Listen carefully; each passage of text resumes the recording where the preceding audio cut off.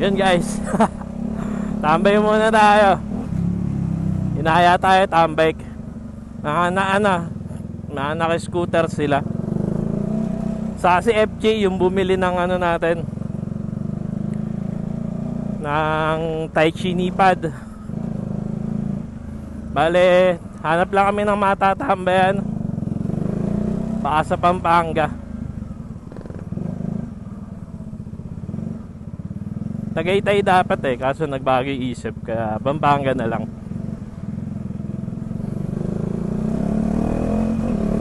Nasa Petron daw sila. Punta ka na lang sa Petron.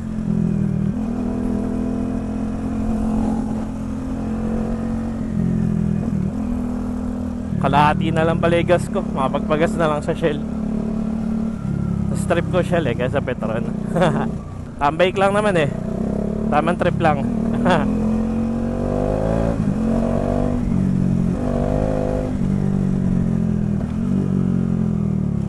Ayan na yata sila. Ayan na. Medyo chill ride lang naman kami. Medyo nagdadali lang ako ngayon kasi magpapagas ako, para di na rin ako maging abala sa kanila. Tagal nga nila ako hinintay Late ako ng 30 minutes.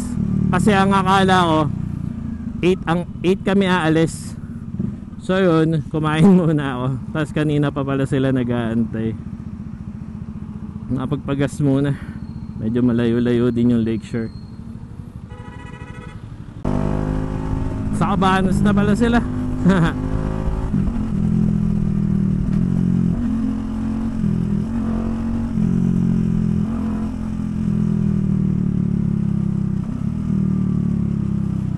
Sa Cabanas na lang daw nila ako hihintayin. Papagas kasi ko kanina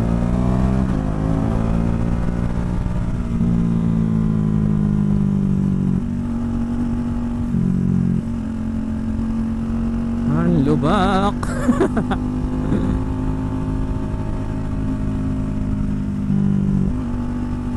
Buti na lang talaga may ilaw ako. Pakalubak medyo iangat ko ng konti MDL, masyado kasing mababa.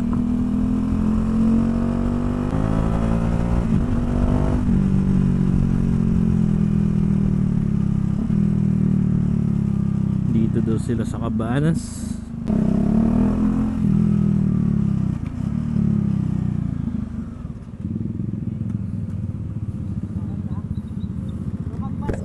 Lakeshore na? O sige, una kayo. Waste na lang natin. Sunod na tayo. Sige. Doon yung papa ni FJ. Tapos si FJ nasa likuran ko. Tapos may tatlo pa dun sa likod na kasama kami. SK yata or Gonzal. Kilala ko sila sa mukha, pero sa pangalan hindi. Di kasi ako palalabas ng bahay.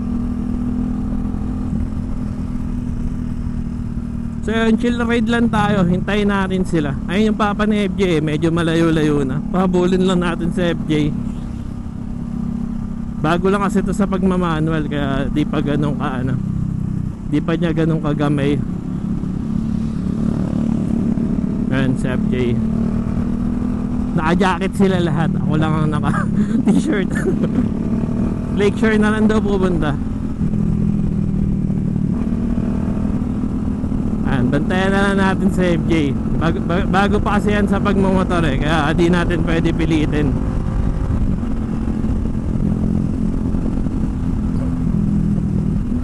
Ayan, video natin. Para may pang story siya mamaya.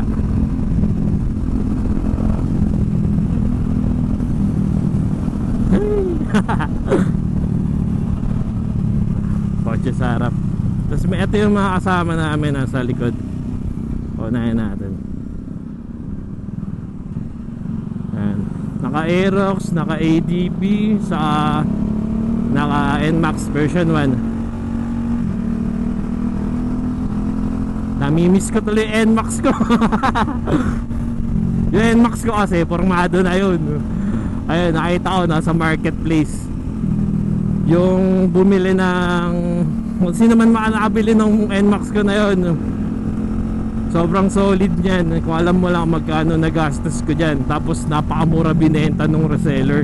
Yung pinagswapan ko nito Napakaswerte nung nakakuha ng NMAX na yun. Alagang alaga ako yun. Makina nun, sobrang smooth. Alagang alaga yun. Kakamis magana eh. Kakamis mag scooter. Kaso di pa ganun kalaki yung sweldo natin para mag-alaga ng dalawang motor. Kaya ayan, enjoy na lang natin kung anong meron tayo sa ngayon. Maganda naman ngayon, di ba? At least nakapag-expressway tayo. Ayun talaga yung habol natin sa ngayon. Makapag-expressway ng tipid, nang hindi masyadong malaki ginagastos.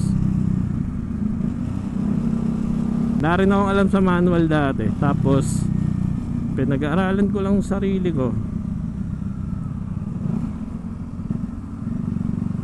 Tamang ano lang, pinag-aralan ko lang sa YouTube. Tapos yung lolo ko may motor siya, TMX. Yun, tinesting ko dun. Napaandar ko naman. After nun, kumuha ako ng, hindi naman kumuha, swinap ko yung NMAX ko dito sa Dominar. Ayun, after maswap, balik ride ulit. Bale, nagpapa-change name pala ako ngayon ng motor na to. Hinihintay ko na lang yung confirmation ng LTO.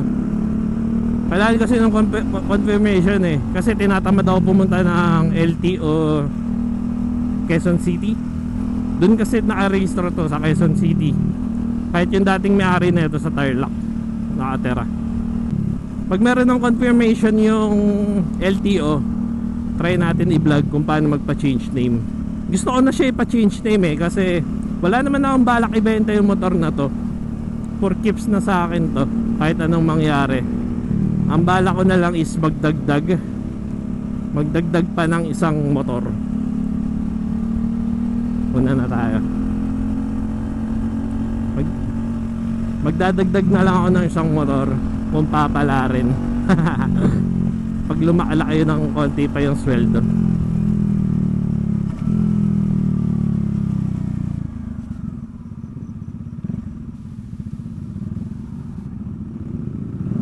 Uy, nag-green agad.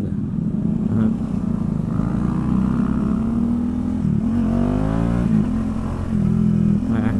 Ito yung nakakamiss sa ano, nakakamiss pag nagmamakarter ka. Pag naka-scooter ka, NMAX. Ayan, ganyan. Ganyan ang kalsadang lagi mong makakasalamuha. Ibak na kalsada, madaming ginagawa. Pero part yun ng pagmumotor eh. Adventure nga, di ba?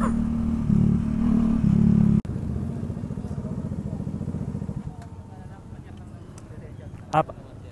Okay pa.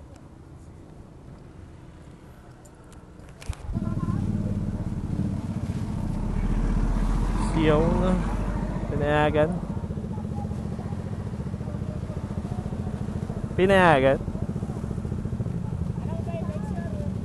I-waste ko po.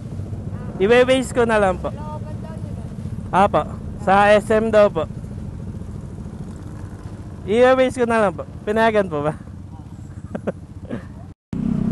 Tignan nyo yung kalsada dito. Diba ang ganda? Pura parol. Liwanag dito sa Pampanga. Ayun o, nagtitinda rin ng parol.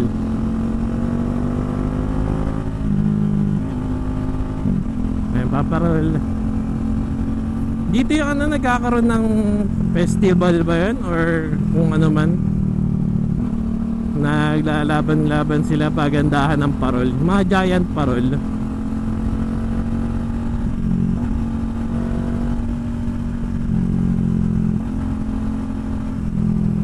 Naiiwan na nila tayo. Bakit bigla silang bumilis? Bigla silang bumilis ah.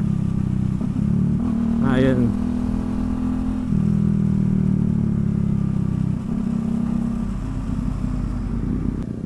Ito na yata. Merry Christmas and Happy New Year. May sign lang dun. Di pa yata. Arko lang ng barangay yun.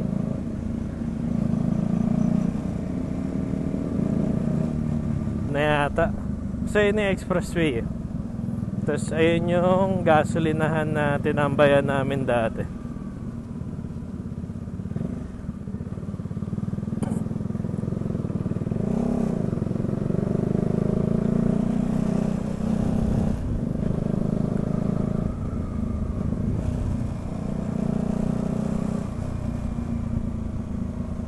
Lakeshore na.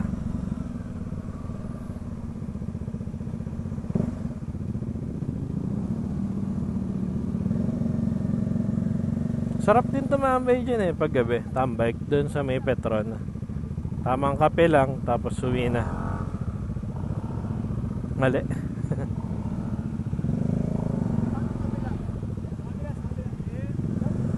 Kabila daw, kabila. Ikot tayo.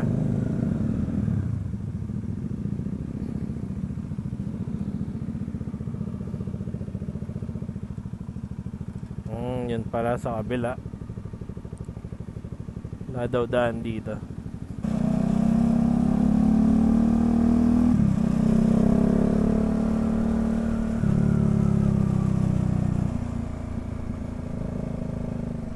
Daan naman pala dito the Lakeshore tent.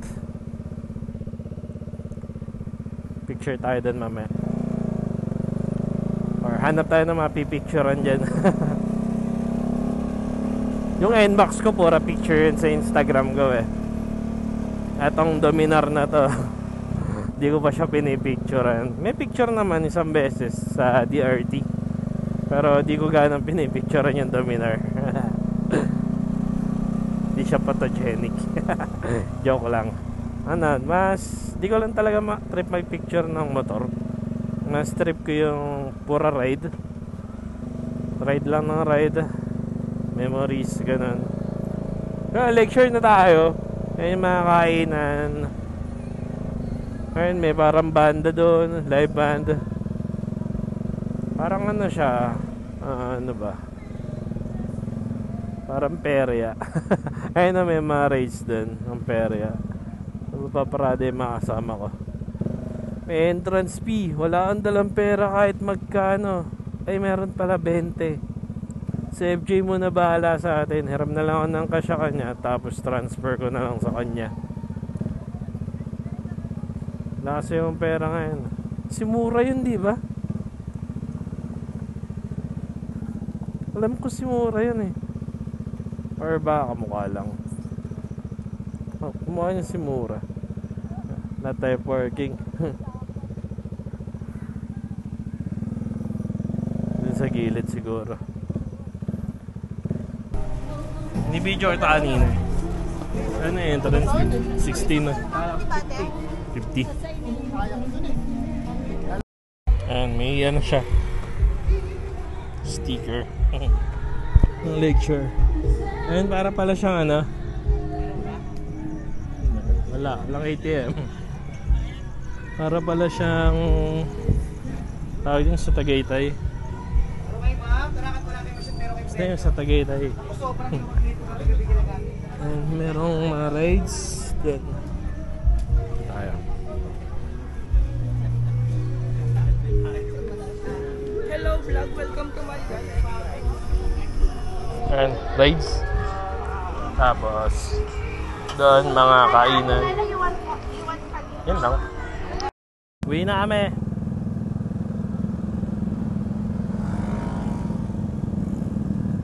Picture muna. Picture muna.